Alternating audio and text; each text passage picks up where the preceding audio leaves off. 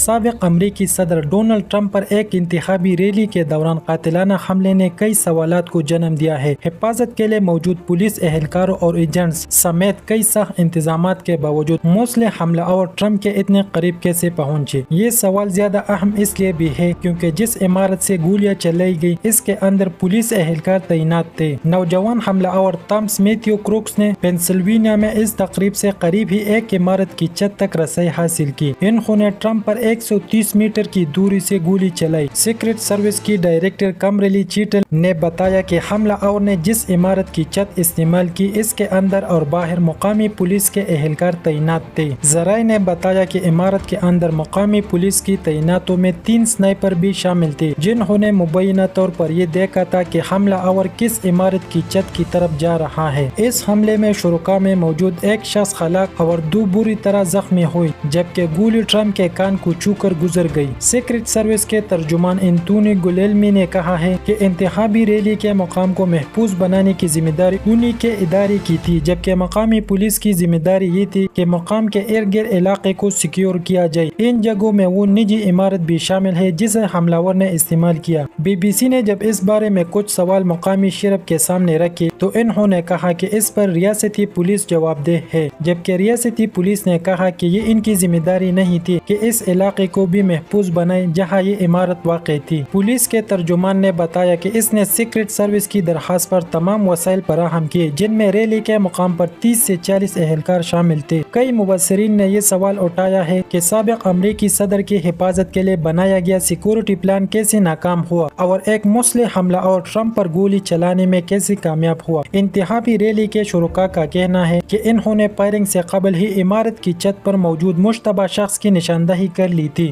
Butler county شریف Michael slope کہتے ہیں کہ ایک مقامی سیکورٹی اہلکار نے بھی حملہ آور کو دیکھا تھا مگر وہ اسے روک نہ سکے۔ شریف نے تسلیم کیا کہ علاقے کو محفوظ بنانے میں ناکامی ہوئی تاہم ان کا کہنا تھا کہ اس کا قصور کسی ایک فریق پر عائد نہیں ہوتا۔ جیسن رسل سیکیور انوائرمنٹ کنسلٹنٹ نامی کمپنی کے بانی ہیں۔ انہوں نے 2002 سے 2010 تک انتخابی مہمات کے دوران بطور ایجنٹ کام کیا ہے۔ وہ کہتے ہیں کہ عام طور پر سابق صدر کی سیکورٹی کے لیے سیکرٹ سروس مقامی پولیس کی بھی مدد حاصل کرتی ہے۔ جیسن رسل بتاتے ہیں کہ سیکرٹ سروس کے پاس لامحدود وسائل نہیں، یعنی ایسا نہیں ہے کہ سیکرٹ سروس ہر جگہ اپنے ایجنٹ تعینات کر سکتی ہے۔ ان کا کہنا ہے کہ ایجنٹ اکثر انتخابی ریلی سے کچھ روز قبل انتخابی مہم کے مقام کا جائزہ لیتے ہیں تاکہ سیکورٹی پلان ترتیب دیا جائے جسے پھر مقامی پولیس ایجنسی کے ساتھ شیئر کیا جاتا ہے۔ وہ کہتے ہیں کہ تقریب کے دوران سیکورٹی کی ذمہ داری میں شریک ہر ایجنسی کے ساتھ مواصلاتی پیغامات کا تبادلہ کیا جاتا ہے تاہم وہ کہتے ہیں کہ معلومات آگے جانے میں جو 10 سیکنڈ لگتے ہیں وہ کسی مسلح حملہ آور کے لیے کافی وقت ہوتا ہے کہ وہ گولیاں چلا سکے۔ NBC نیوز نے سیکرٹ سروس آپریشن سے باخبر 2 ذرائع کے حوالے سے بتایا ہے کہ اس عمارت کی چھت کو تقریب سے پہلے بھی ایک خطرہ سمجھا گیا تھا۔ رسل کا کہنا ہے کہ امکان ہے کہ سیکرٹ سروس کے ایجنٹس نے اس عمارت کو ایک خطرہ قرار دیا ہوگا اور مقامی حکام سے درخواست کی ہوگی کہ اس تک رسائی روکنے کے لیے اہلکاروں کو تعینات کیا جائے۔ وہ کہتے ہیں کہ کسی وجہ سے ایسا نہیں ہوا۔ عینی شاہد تامس گلسن نامی نے پیرا ٹروپر اور رینجر کے طور پر 21 سال امریکی فوج میں خدمات سر انجام دی ہے۔ وہ کہتے ہیں کہ طویل رینج کے خطرات کے لیے بہتر سیکورٹی انتظامات ہونے چاہیے تھے۔ اس فاصلے اور مقام کو دیکھیں اگر کوئی ٹرمپ کو قتل کرنا چاہے گا تو فائرنگ کے لیے اسی جگہ کو بہترین سمجھے گا۔ اب FBI اس حملے کی تحقیقات میں مرکزی کردار ادا کر رہا ہے۔ امریکی کانگریس اور سینٹ کے کئی دیگر تحقیقات میں بھی یہی فائرنگ موضوع بحث بن چکی ہے۔ ہوم لینڈ سیکورٹی کے سیکریٹری الیخاندرو میورکس نے اسے سیکورٹی کی ناکامی قرار دیا ہے۔ انہوں نے CNN کو بتایا کہ ایسا واقعہ دوبارہ نہیں ہو سکتا۔ پیر کو امریکی سیکرٹ سروس کی ڈائریکٹر کمبرلی چیٹل نے کہا کہ ان کی ایجنسی وفاقی اور مقامی پولیس کے ساتھ کام کر رہی ہے تاکہ واقعے کو سمجھا جا سکے، یہ معلوم ہو سکے کہ ایسا کیسے ہوا اور ہم آئندہ ایسے واقعات کو کیسے روک سکتے ہیں۔ وہ کہتی ہے کہ وہ فائرنگ پر کانگریس کی تحقیقات کے ساتھ تعاون کرے گی۔ انہوں نے NBC نیوز کو دیے انٹرویو میں بتایا کہ یہ میری ذمہ داری ہے۔ قانون سازوں کی جانب سے مستعفی ہونے کے مطالبے کے باوجود ان کا کہنا ہے کہ وہ استعفیٰ نہیں دیں گی۔